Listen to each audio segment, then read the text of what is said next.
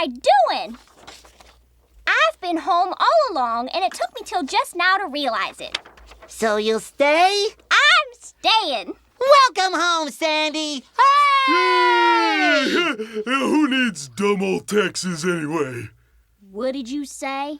Oh, should I start running now? Yeah. But I thought you... Why I gotta... Squidward, we already played Babble Like an Idiot. Why are you still here? Well, since we finished everything on the list, I thought I'd make a new one. We should be able to finish by January. I've already filled this book with ideas. Forget the book! I spent the whole day with you doing all kinds of ridiculous things because you were supposed to explode! You want me to explode? Yes! That's what I have been waiting for! Okay, I'll try. Gary, you're gonna finish your dessert and you are gonna like it! Bye! Now it's your turn. That's not what I meant, you barnacle head! Ooh, good one. No! No! You're supposed to explode into a million pieces! Why would I do that? Because the pie you ate was a bomb! What pie? The one I left sitting on the counter this morning! That I bought from the pirates for $25! That pie! A pie. Oh! You mean this pie? I was saving it in my pocket for us to share. Let's eat. Oops!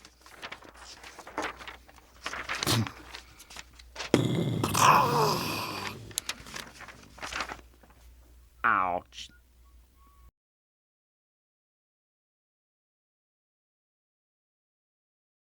Well, when I draw SpongeBob, I always draw in his basic construction first, lightly, which is what I'm going to be doing here in blue.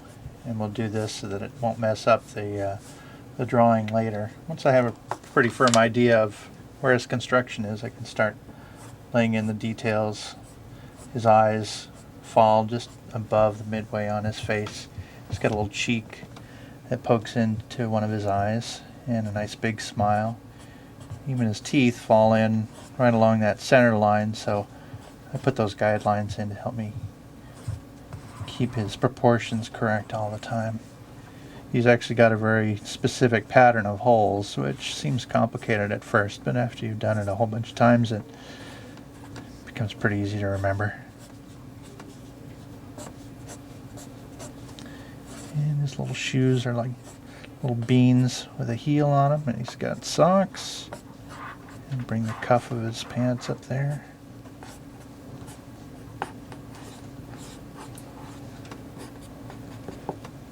And gonna put his belt on as well.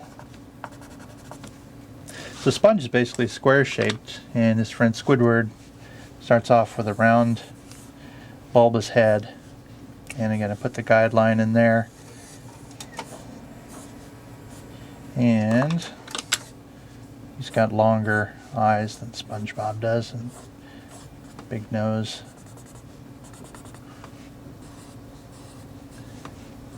Let's get this big egg-shaped head up at the top.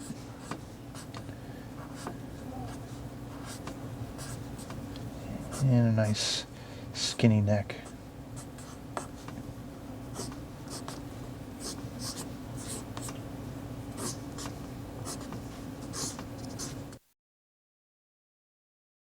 What we got from this show was 3 pages describing how SpongeBob and Squidward are going to work overnight, and Squidward tells a ghost story and then becomes scared by his own story.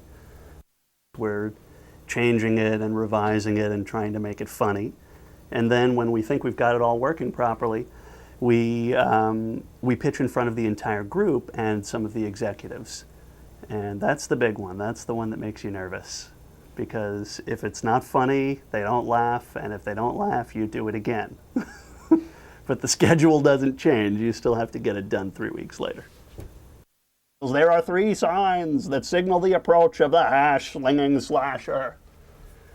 Third foot comes up to make the 3 signs.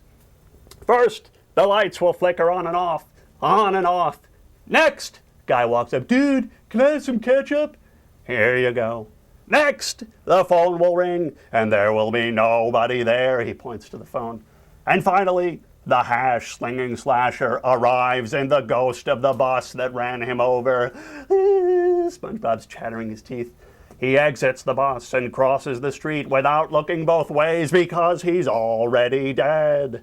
He taps on the window with his grisly spatula hand. No! He opens the door. Creak! He slowly approaches the counter and he leans in towards SpongeBob. SpongeBob's face squeezes back into his body. And then you want to know what happens? Yes! Are you sure you want to know what happens? Yes! He gets you! And he pops up behind SpongeBob. Ah! Sponge screams. Ah! Ah! Ah! Ah! And Squidward's just laughing. Ah! Ah! Ah! Ah! Ah! And Squidward's pounding on the table. Ah! Ah! Ah! Ah! Ah!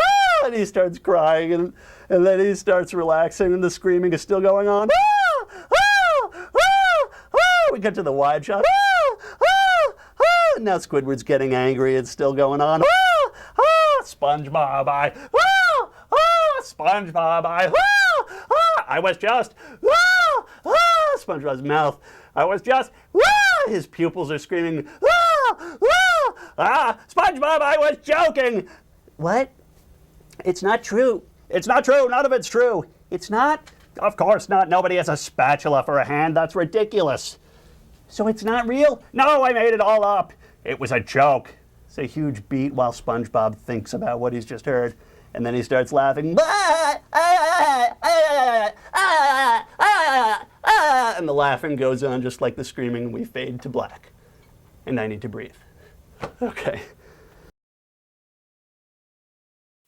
In SB129, SpongeBob and Patrick go back in time and they go into the future. And we had a lot of problems painting some of the future paintings because the creator wanted in the future for everything to be chrome, to look like chrome. And it's a very difficult kind of thing to paint because when you're painting chrome on chrome, chrome reflects everything around it.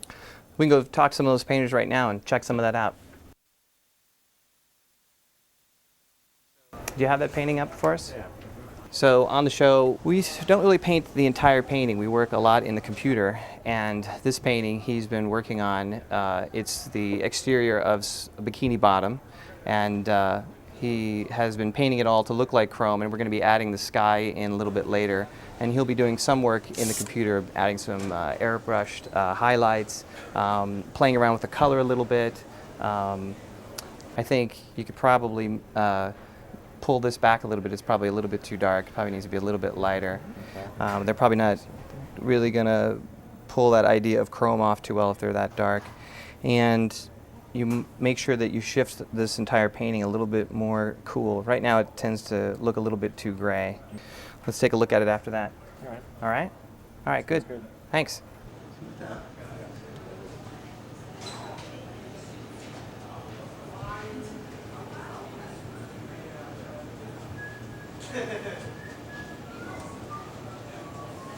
Another important aspect of my job is to make sure that all the props, the characters, and the models work with the backgrounds. So we have right here show 129, and these are how we mark up the characters, different colors. So let's go talk to the painter about what's going on. Hey Calvin. Hi, hey. How's it going? Pretty good. So how's your painting going? Yes, good. This is Calvin Liang, another one of our background painters. It's important when he's making a painting that it works with the characters in the show. And so a lot of times he'll have reference cells of the characters, and they'll be put on top of the background to make sure that each one of them works in this environment so that, say, something that's yellow in the background isn't the same yellow that SpongeBob is. And you can see that all these characters work really well in this background. We can see everybody really clearly. It's a nice painting, Calvin.